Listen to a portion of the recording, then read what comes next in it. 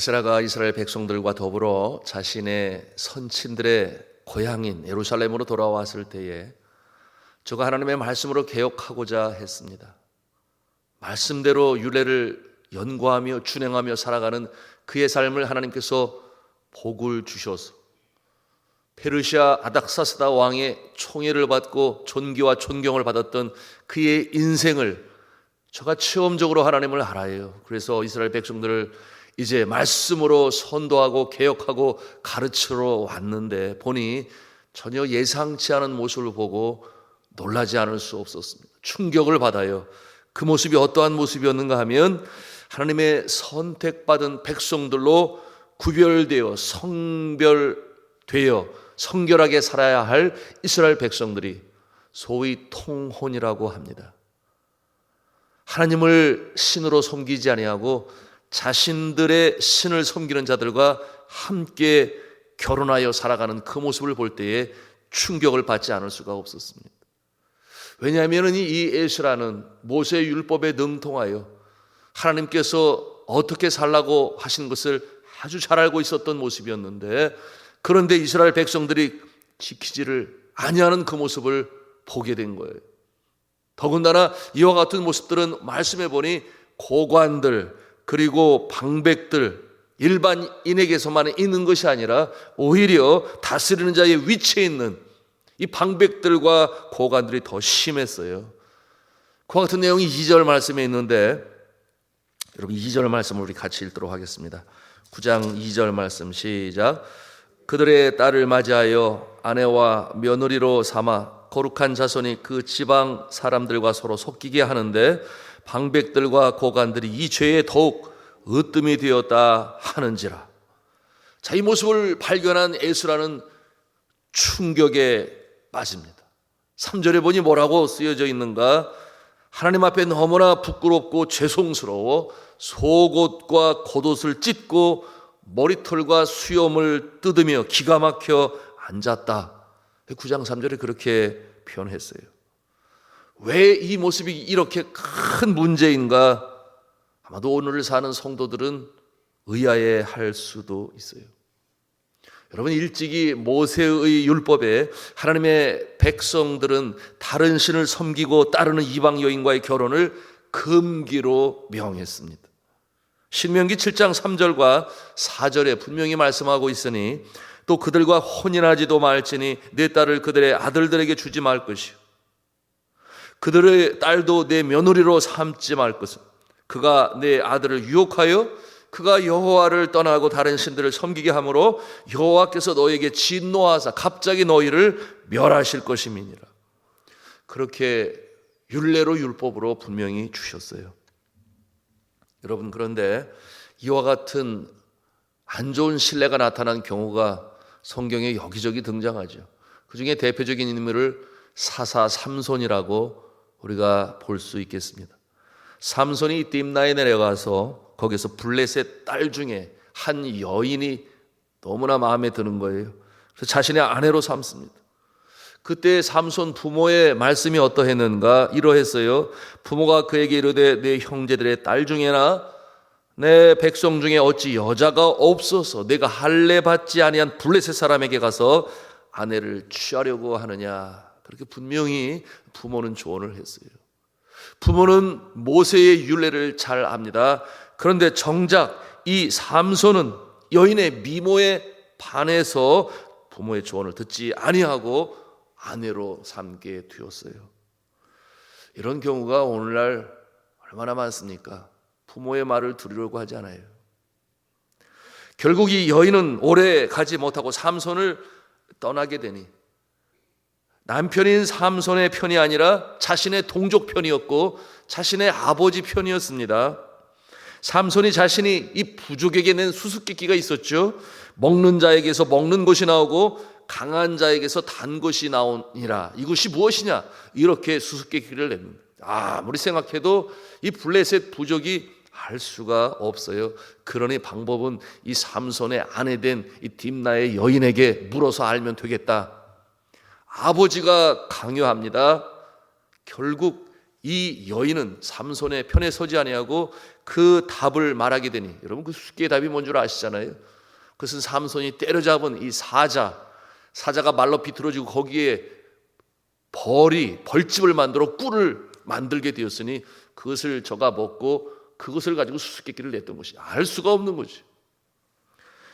결국 그 답을 알게 되고 말하게 되니 삼손이 분노하지요. 이 블레셋 족속과 전쟁을 일으키죠. 그러니 그와 같은 모습을 보고 진노한 이 딥나 여인의 아버지가 삼손의 아내를 다른 남자에게 보내버립니다. 이와 같은 불행한 결말을 맞이하게 되죠. 그런데 삼손은 정신을 차리지 못하고 또다시 미모의 이방 여인 드릴라를 아내로 맞이하고 자신의 힘이 머리칼, 긴 머리에서 나온다 하는 비밀을 말하게 되므로 이 삼손을 죽이려고 하는 블레셋 사람들에게 결국 잡히지 않아요? 묶여서 비참한 신세가 되는데, 성경은 이에 대해서 말씀하기를 삼손을 잡아 그 눈을 빼고 끌고 가사에 내려가서 놋줄로 매고 그로 옥중에서 맷돌을 돌리게 하였더라, 그렇게 기록하고 있습니다. 왜 그렇게 삼손은 미련한가 생각할 수 있어요. 여러분, 그때의 그 신앙이 다른 드릴라와 삼손 간의 갈등의 모습에 대해서 성경은 이렇게 표현하고 있어요. 날마다 그 말로 그를 재촉하여 졸음에 삼손의 마음이 번뇌하여 죽을 지경이라. 여러분, 여자를 이기는 남자가 더 많을까요? 남자를 이기는 여자가 더 많을까요? 아마도 젊었을 때는 남자가 혈기로 이길지 몰라도 아이가 먹어가게 되면은 여자가 더 파워풀하지 않을까, 통계적으로 나오는 내용인데요. 여러분, 이 여자의 미모에 빠진 남자가 사랑하는 여자의 간청을 거절할 수 있겠습니까? 참 쉽지 않죠. 신앙도 마찬가지일 것입니다. 개중에 이런 생각을 가질지 모르겠어요. 결혼해서 예수 믿게 하면 되지. 그런데 상대방이 전혀 아니라면 어떻게 하겠습니까? 심지어는 처갓집 식구들이 반대하고 들고 일어나면 어떻게 할 것입니까? 그야말로 끝없는 갈등이 이어질 것이. 그러면 자녀들은 또 어떻게 될 것입니까? 자녀들은 10중 8구 어머니의 언어와 어머니의 신앙을 닮아간다 그랬어요. 그처럼 어머니의 신앙은 너무나 중요한 것입니다. 물론 드물게 남편 때문에 예수 믿게 된 경우가 있어요. 할렐루야 아니겠습니까? 대단한 할렐루야예요. 이거는 하나님의 특별한 은총이 함께해서 남편 때문에 부인이 예수를 믿고 또 부인 때문에 남편이 예수를 믿고, 여러분, 이와 같은 모습은 정말 축하할 일이죠. 그러나 더 많은 경우 부부간에 또 이 가정의 평화를 위해 신앙을 포기하는 경우가 훨씬 더 많습니다. 왜 이스라엘 백성들이 그렇게 했겠습니까? 여러분, 첫째로 심각하게 생각하지 아니했습니다. 그 잘못이 얼마나 큰지를 알지 못했어요. 그 결과가 어떠한 결과를 초래할지 저들은 감이 없었던 것입니다. 결국 이 모습은 어떠한 이유 때문이냐? 하나님의 말씀의 부재였던 것이에요. 하나님의 말씀으로 무장을 하면 그렇지 않을 것인데, 여러분, 하나님의 말씀으로 무장을 하면 인생관, 가치관, 세계관이 사람의 사고관을 형성합니다. 너무나 중요한 것이죠. 그런데 그러지 못하고 청소년기와 청년기를 지나게 되면 결국 아무런 생각이 없는 거예요. 두 번째 이유가 있다면 불순종이겠죠. 조언을 하는 부모의 권면에 듣지 아니합니다. 불순종합니다. 하나님의 말씀 앞에 불순종입니다. 자매들은 이런 얘기를 해요. 남자 청년들 중에 예수 믿는 사람이 별로 없어요. 찾을 수가 없습니다. 사실이기도 하죠. 통계학적으로도 나온 내용이에요. 대처 방안이 무엇이겠습니까? 조금 시간이 걸리더라도 다음 세대를 위한 이 주일학교 교육과 가정에서의 이 신앙교육은 아무리 강조해도 지나친 것이 아니에요. 그러나 우리가 깨닫고 난 다음에는 이미 늦은 그와 같은 모습을 이미 장성한 다음에야 갖게 되니 얼마나 안타까운지 몰라요. 여러분, 교회 안에 이 전통으로 세워져야 할 믿음의 자녀들끼리 결혼해야 하는 일은 오늘날 이 시대는 더욱 중요한 그와 같은 시대가 되었습니다. 아니면 너무 쉽게 무너지고 우리의 자녀들은 그저 세속화되어지고 마는 거예요. 여러분, 네팔에서는 기독교인이 그렇게 많지 않습니다만은 굉장히 이 하나님의 말씀을 지키려고 하는 작은 소수의 종교 집단이라고도 말할 수 있겠습니다만, 여하튼 아주 철저하니 여러분이 결혼에 관한 부분을 얼마나 철저히 지키는지 몰라요. 그래서 전통으로 지켜가고 있는데, 만일에 하나 교회 안에 믿음의 청년이 믿지 아니하는 자매나 또는 청년과 결혼을 하게 되면 목사가 주례를 서지 아니해요. 목사가 주례를 설 수가 없어요. 그것을 전통으로 만들었습니다. 그리고 교우들이 축하하지 않습니다. 편협한 것입니까? 그렇게 생각할 수 있겠어요. 그래도 이와 같은 전통으로 말미암아 믿음의 가정들로 연결되어 가고 있는데, 그래서 이와 같은 상황 가운데서 믿는 자가 믿지 않은 자가 결혼을 하게 되면, 물론 목사가 주례를 하지 않습니다마는 그 이름조차 다르게 부르니, 믿음과 믿음의 자녀들이 결혼하면은 믿들어 비바호, 그렇게 말을 해요. 이게 뭐냐면 거룩한 성결한 결혼이다, 그렇게 표현을 해요. 그러나 믿지 아니하는 자와 결혼하게 되면은 그냥 수보 비바호, 뭐냐면 좋은 결혼식, 이렇게 표현을 해서 하나님이 함께 하시는 결혼이 아니다, 그것을 그 이름으로 표현을 합니다. 어찌하든지 지켜야 할 것은 지키고자 하는 최선을 다하는 모습인데요, 우리 한국교회가 배워야 할 부분이 있어요. 오늘 에스라를 통해 주시는 권면의 말씀을 지키는 것인데요, 여러분 9장 12절 말씀을 같이 읽도록 하겠습니다. 시작. 그런즉 너희 여자들을 그들의 아들들에게 주지 말고 그들의 딸들을 너희 아들들을 위하여 데려오지 말며 그들을 위하여 평화와 행복을 영원히 구하지 말라. 그리하면 너희가 왕성하여 그 땅의 아름다운 것을 먹으며 그 땅을 자손에게 물려주어 영원한 유산으로 물려주게 되리라 하셨나이다. 여러분, 이와 같은 내용으로 볼 때 우리가 그나마 조금 여지를 본다면 이런 모습은 있을 거예요. 상대방 여자의 집안이 아주 독실한 불교 집안이 아니라든지 독실한 유교 집안이 아니라든지 그저 무교의 모습이라고 한다면, 그들이 믿고 있는 신이 없으므로 믿음의 사람을 엉뚱한 곳으로 데려가지 아니하니 하나의 여지는 둘 수가 있습니다. 그들을 예수 안에 복음으로 전도하여 데려올 수 있는 확률이 그만큼 높다 하는 것인데요. 자, 여러분, 이와 같은 모습을 바라보는 에스라의 마음이 너무나 아프잖아요. 그래서 5절 말씀해 보니 여호와 하나님을 향하여 손을 들고 회개의 기도를 드립니다. 뭐라고 회개를 합니까? 6절에 이어지는데 우리 함께 읽도록 하겠습니다. 시작.